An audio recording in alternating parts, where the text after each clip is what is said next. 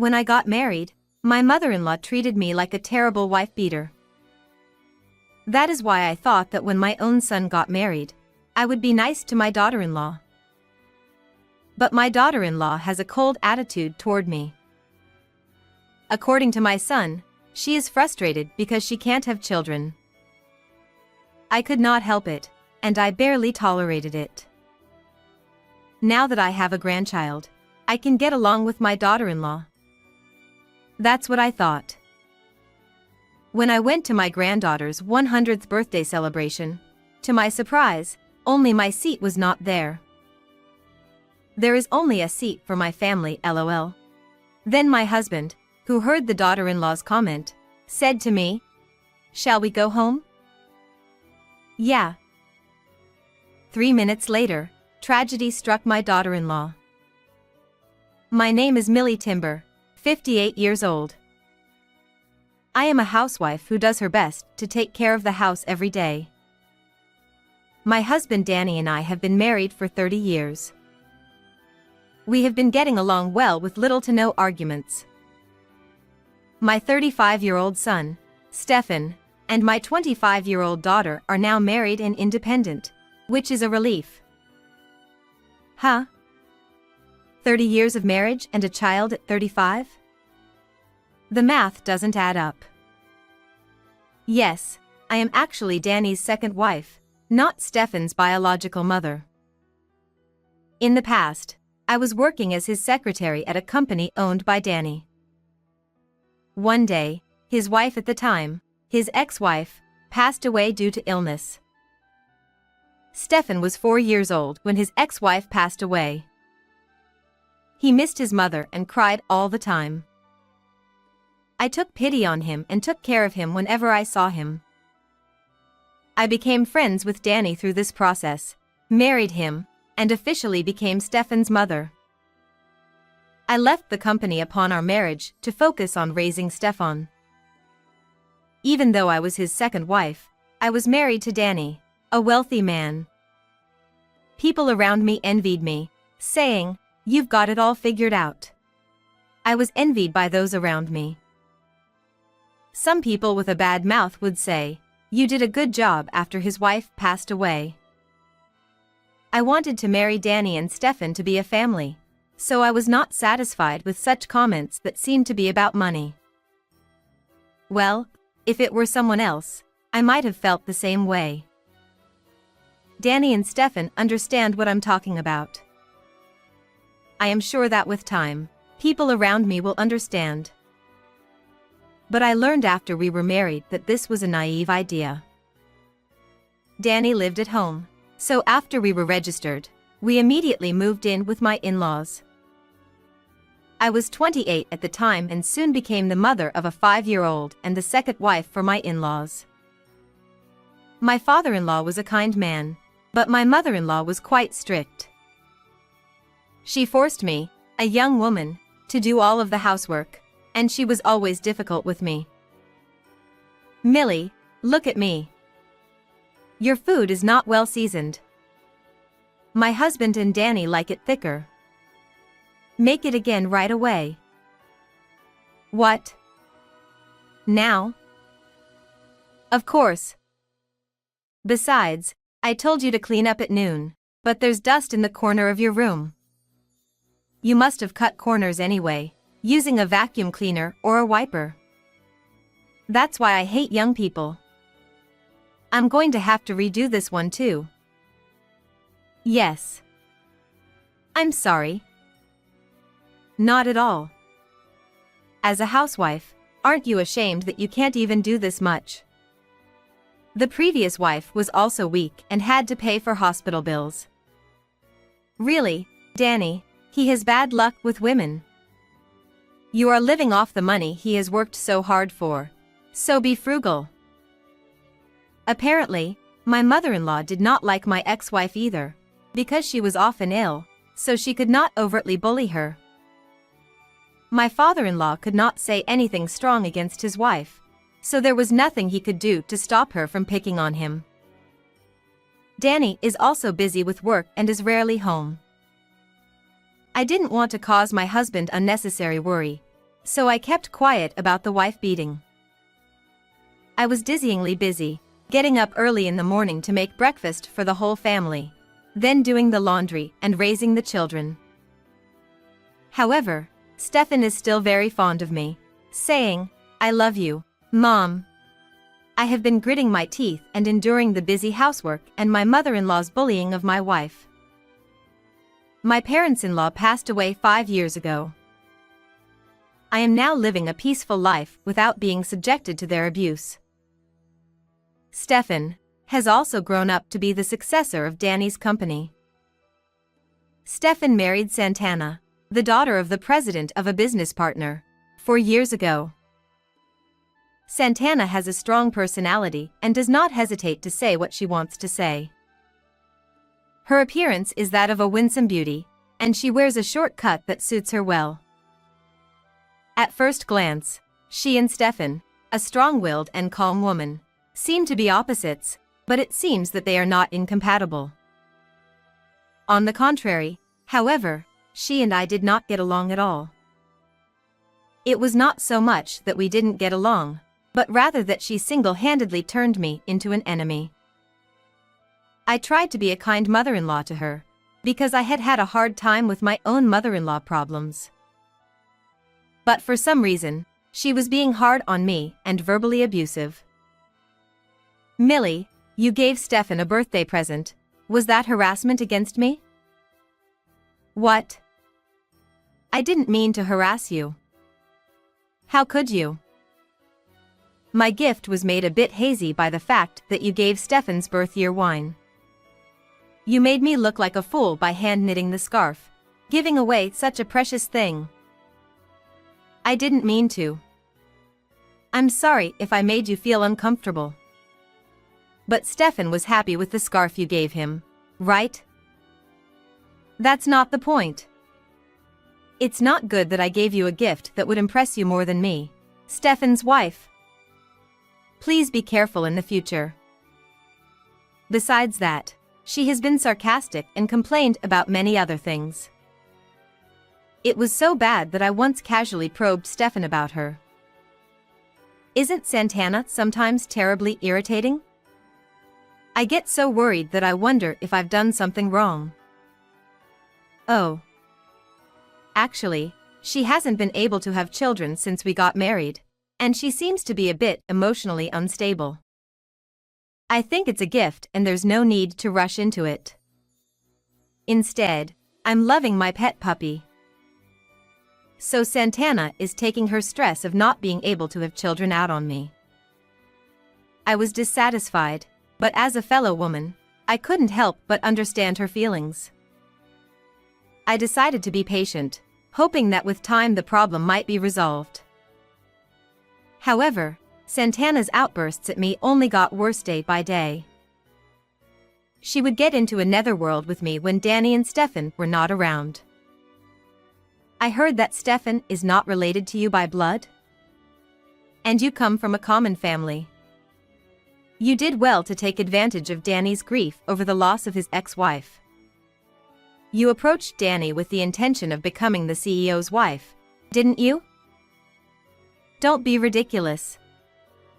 I didn't marry Danny for his money. I married him because I love him. Even if we are not related by blood, Stefan is still my precious child."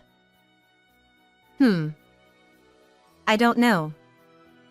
Don't you realize that this celebrity life doesn't suit you? I think you should look up the word undeserving in the dictionary. As you can see, I have been called some terrible things. I had many thoughts about Santana, but if I spoke ill of my daughter-in-law, she might think I was a wife snob. I didn't want to do that, so I tried to keep my distance from her. Last year, Stefan and Santana had their longed-for child. The baby was a girl, and my husband was very happy. When I rushed over to congratulate her on the birth, Santana's expression was soft. She smiled at me and said, "Thank you very much for your congratulations. Now that they have a child, maybe I can be friends with her." I hoped so. But it was not to be. It was the day of my granddaughter's 100th birthday celebration. My husband and I were invited to Stefan's house, and of course we joined in the celebration. When we arrived at Stefan's house, I suddenly noticed something. Each of the celebrants had a nameplate, but the one with my name on it was missing. I thought it might be a mistake, but no matter how many times I checked, it was not there. So I quietly asked Santana in the kitchen, "Hey, Santana. I seem to be missing one seat." When she heard this, she sniffed and told me something shocking.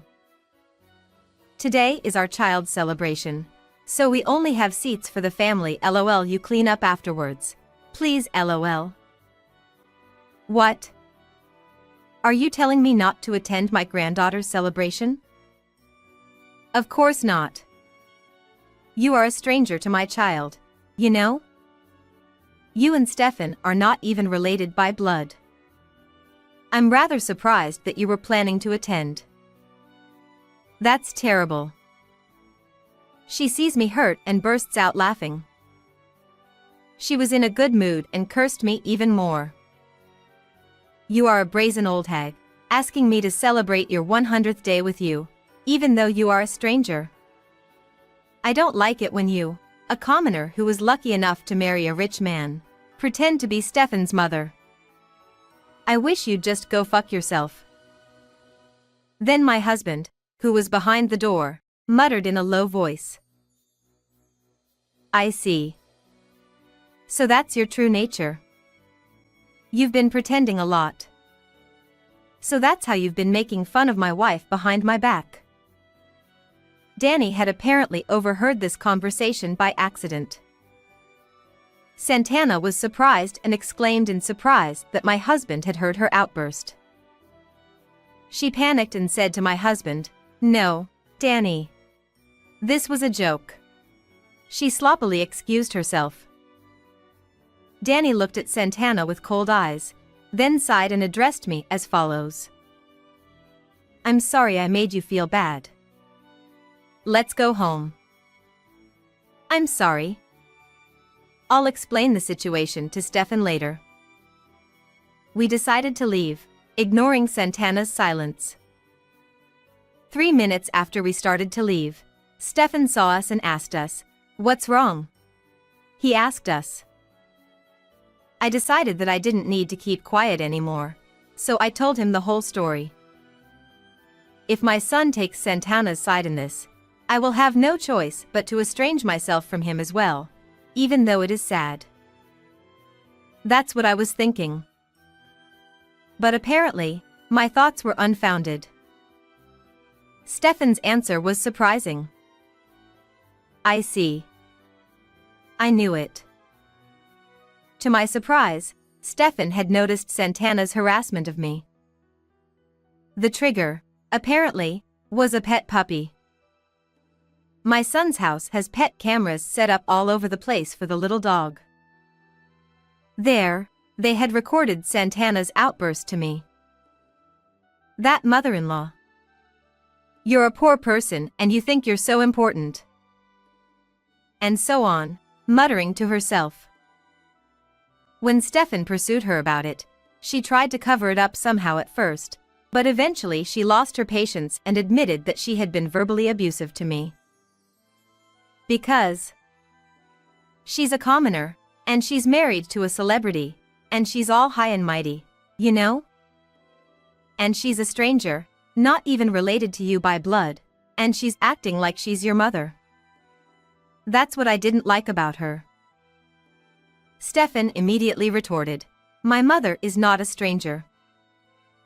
After my birth mother passed away, she gave me more love and affection than my own mother.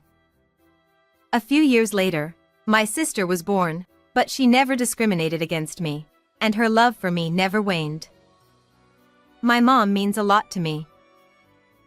Even after Stefan says this much, Santana doesn't stop rubbing me the wrong way. But it's brazen of you to lead a celebrity life when you have a normal family background. She definitely married your father for the money.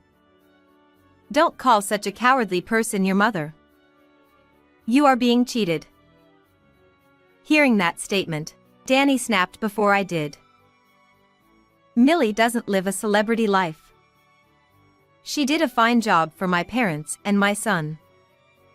I will disown people who do terrible things to such a kind wife.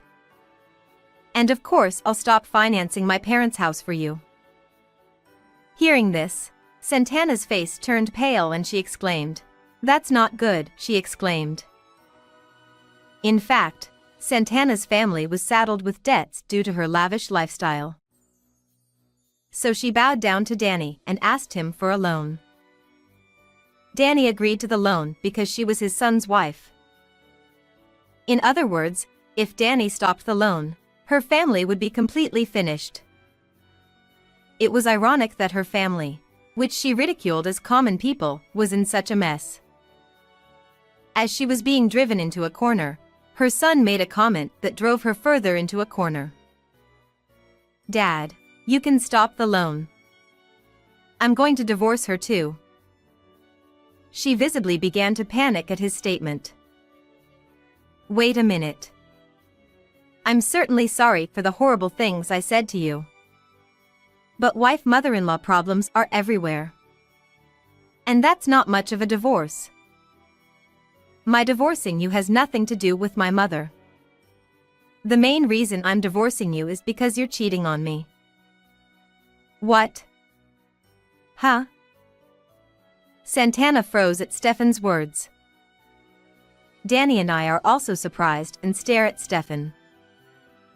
According to my son, a pet camera had caught Santana making lovey-dovey calls with her cheating boyfriend. She said she was caught off guard by my son, who was busy at work, leaving evidence everywhere. Maybe the baby born was not Stefan's. Stefan suspected so and requested a background check on Santana from a credit agency.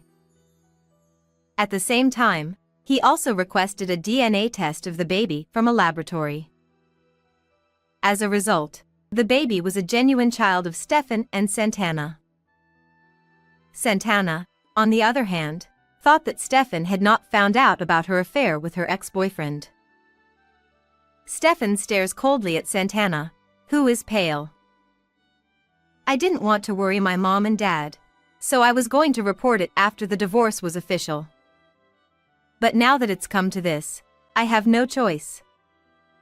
You and I are divorced. We'll discuss the rest through our lawyers, so get your alimony ready." Hearing his son's words, Santana got down on his knees on the spot. "I'm sorry. It was just for fun with him. I was so stressed about not having a baby that I ended up having relations with him. I will never see him again. So please forgive me." But Stefan would not say anything to her. He only stared at her with a look of disdain on his face. Impatient with this, Santana now asked me for help. "Oh, please. I sincerely apologize for what I have done so far. From now on, I promise to change my mind and devote myself to you. So, please convince Stefan to stay away from the divorce. Please." Hearing that selfish statement, I finally lost my patience. So I decided to tell her what I wanted to say. "Don't be silly. You've made fun of me for being a stranger and for being a commoner. How can you ask for help at this stage of your life? Don't you dare mock me. Helping you? I'm not joking. Oh, but don't you dare get involved with me. I will never forgive a woman who betrayed my precious son and cheated on him. Don't you ever get involved with us again." Santana cowered on the floor and began to cry, but no one would help her. A few weeks later, Stefan and Santana divorced. Their son asked Santana for alimony and child support. She returned home to her parents' house, covered in debt, and relinquished custody of the child on the grounds that she could not afford to raise him. As a result, Stefan took custody of the children. She and her parents sold their home and are now apparently living in a cramped apartment. They are now working part-time day jobs to make ends meet. I, on the other hand, am taking care of Stefan's baby. My eldest daughter, who lives nearby, is also crazy about her first niece, saying, "She's so cute." She often comes to help me. I am happy to be healed by my adorable grandchildren. What do you think of this story? Please subscribe to our channel. See you in the next video.